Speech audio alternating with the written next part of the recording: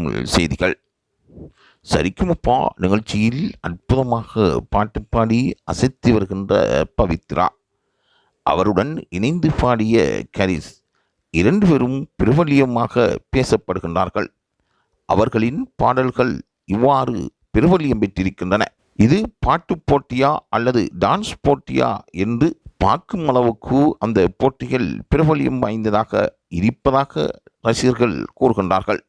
பவித்ரா மிக இனிமையாக பாடி அசத்திருக்கின்றார். ஆனால் அவருக்கு கோல்டன் கொடுக்கவில்லை. பாட்டு போட்டியில் டான்ஸ் ஆடிய சிவானிக்கு பிளாட்டினம். என்ன ஒரு கூத்து! இதுதான் சரிக்குமப்பா போட்டியா என்று பலரும் கேள்வி கேட்கின்றார்கள்.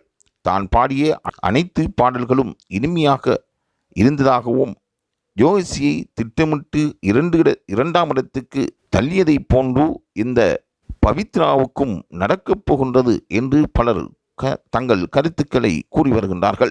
வின்னர் சிவானிதான் என்று முடிவு செய்யப்பட்டிருப்பதாக ஒரு சிலர் தங்கள் கருத்துக்களை முன்வைத்து வருகின்றார்கள். தற்பொழுது இந்த நிகழ்ச்சி மற்றவர்களை நியாயப்படுத்துவதற்காக நடத்தப்பட்டு வருவதாகவும், சரிகமப வேறு மொழியில் பாடி வெற்றி பெற்ற ஒருவரை இதே நிறுவனம் போட்டியில் ஏன் சேர்த்தது என்றும் அவர்கள் கேள்வி கேட்கின்றார்கள்.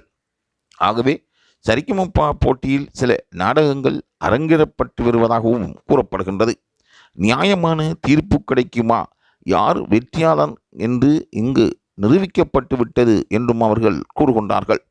நாம் சும்மா பொழுதுபோக்காகவே இதை பார்க்கின்றோம்.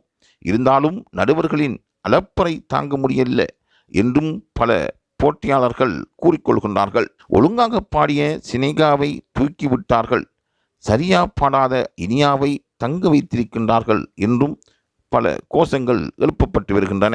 ஆகவே சரிக்குமப்பா நிகழ்ச்சியில் குளறுபடிகள் இருப்பதாக கூறப்படுவது பலருக்கும் மனக்கவலைகளை ஏற்படுத்தியிருப்பதாக ரசிகர்கள் கூறுகின்றார்கள். தொடர்ந்தும் மக்களின்